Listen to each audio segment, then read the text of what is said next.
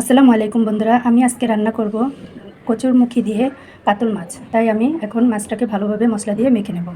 দিয়ে দিয়েছি লবণ, দিচ্ছি মরিচের গুঁড়া, দিচ্ছি হলুদের গুঁড়া। এখন আমি মাছটাকে ভালোভাবে মেখে নেব।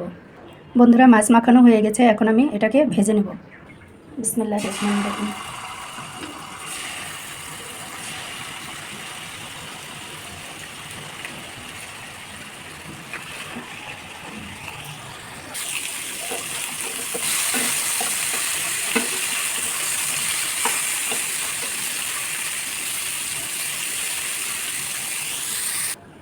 সয়াবিন তেল,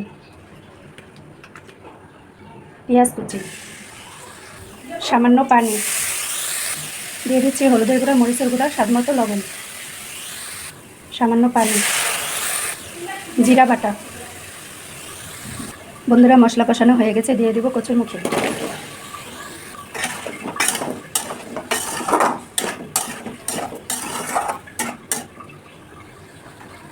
সেদ্ধ হওয়ার জন্য সামান্য একটু পানি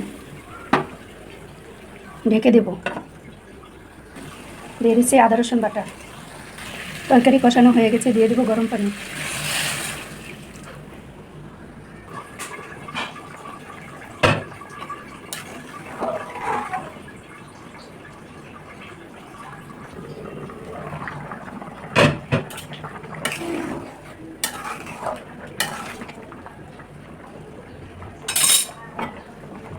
দিয়ে দিচ্ছি ভেজে রাখা মাছ।